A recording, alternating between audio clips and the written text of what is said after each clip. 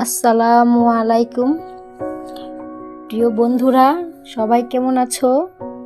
আশা করি সবাই অনেক ভালো আছো। আমিও তোমাদের দোয়ায় আর আল্লাহর অশেষ রহমতে অনেক ভালো আছি। আজকে আবার চলে আসলাম তোমাদের সাথে আরেকটা ভিডিও শেয়ার করার জন্য।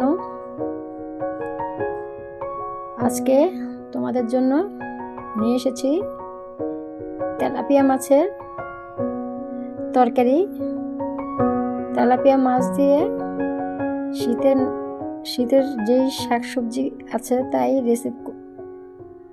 তাই রেসিপি নিয়ে চলে আসলাম। শীতের সবজি বলতে শীতকালে যে সকল সবজি ওঠে বাজারে,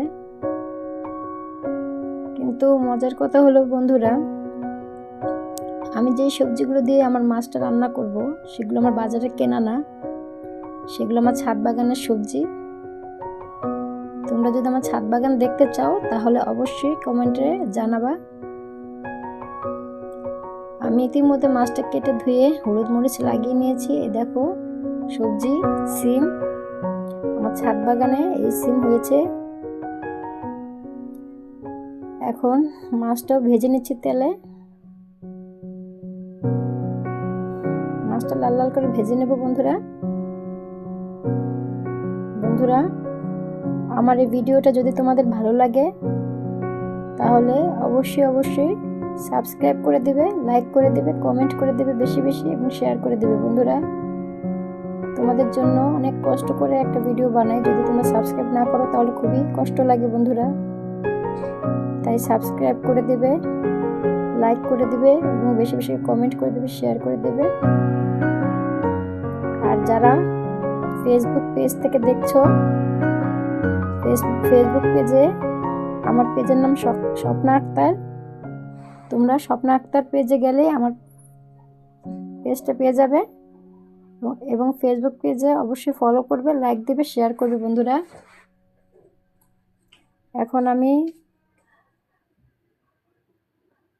আজকে আমি রাইস কুকারে তরকারি রান্না করছি বন্ধুরা, কারণ আমার ঘরে গ্যাস ছিল না, তাই রাইস কুকারে রান্না করছি। তারপরও রান্নাটা আশা করি ভালোই হবে, খারাপ হবে না। আমি আদা রসুন পেঁয়াজ বাটা একসাথেই বেটে নিয়েছিলাম, দিয়ে দিয়েছি এবং হলুদের গুঁড়ি, মরিচের গুঁড়ি দিয়ে সব দিয়ে এখন তরকারিটা দিয়ে দিচ্ছি। দেখো বন্ধুরা, সিমের বিচি কত কালারের। ছাদ বাগানের তরকারি দেখে এরকম খেতে পারছি, হয়তো বাজারে কিনে খেলে এরকম রং বেরঙের সিমের বিচি চোখে দেখতাম না, না কিনে খেলে হয়তো চোখে দেখতাম না। কিন্তু এখন আমি ছাদ বাগানে করেছি বলে আমি এত সুন্দর সুন্দর সবজি দেখতে পাই, খেতে পাই, এটাই অনেক। তরকারিটা কষিয়ে ঢেকে দিলাম।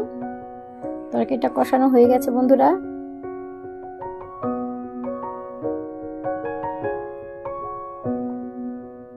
এখন গরম পানি দিয়ে দিলাম।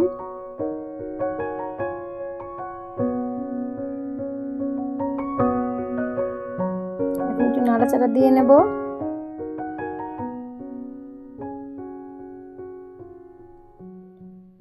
বন্ধুরা, তোমাদের কাছে অনুরোধ, তোমরা প্লিজ সাবস্ক্রাইব করে দিও। আমার এই ভিডিওটা ভালো লাগলে অবশ্যই সাবস্ক্রাইব করে দিও, লাইক করে দিও, কমেন্ট করে দিও, শেয়ার করে দিও বন্ধুরা। তোমাদের কাছে এতটুকুই অনুরোধ। আমার তরকারিটা বলক চলে এসেছে। এখন আমি মাছ ভেজে নিয়েছিলাম সেগুলো দিয়ে দিচ্ছি। ভাজা তেলাপিয়া মাছ,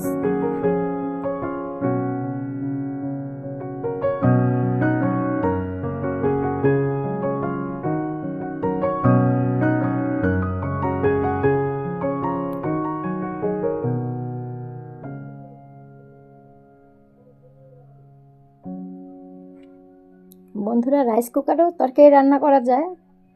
আজকে তোমরা আমার এই ভিডিওটা দেখলেই বুঝতে পারবে আমি রাইস কুকারে তরকারি রান্না করছি বন্ধুরা। দেখো তরকারিটার কালার কত সুন্দর হয়েছে মাছটা দেওয়ার পরে। তোমরা শেষ পর্যন্ত দেখো, তারপর বুঝতে পারবে তরকারিটা কিরকম হয়। এবার ঢেকে দিলাম। তরকারিটা বলক চলে আসছে, দেখো বন্ধুরা এখনই কত সুন্দর দেখাচ্ছে তরকারিটা। তোমরা শেষ পর্যন্ত দেখো তরকারিটা কি এরকম চেহারা হয়। ধনেপাতা দিয়ে দিলাম।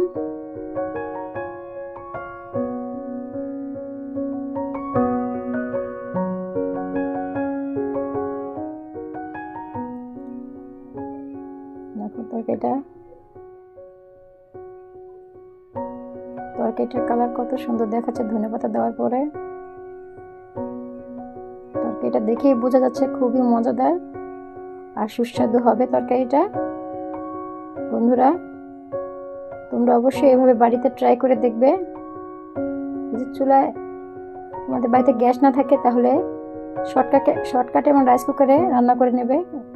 শেষ বেশ জিরা দিয়ে নিলাম, একটু যাতে স্মেলটা ভালো আসে তাই। দেখো বন্ধুরা তরকারিটা কত সুন্দর হয়েছে। আবার একটু ঢেকে দেব।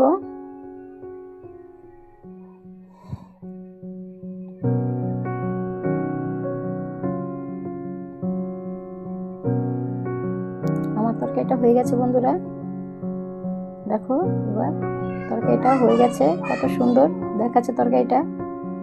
তোমরা অবশ্যই বাড়িতে এভাবে ট্রাই করে দেখবে। যদি বাড়িতে গ্যাস না থাকে তাহলে রাইস কুকারে এভাবে ট্রাই করে নেবে। রাইস কুকারে এভাবে সুন্দর করে রান্না করা যায়। টাটা বন্ধুরা, বাই বাই।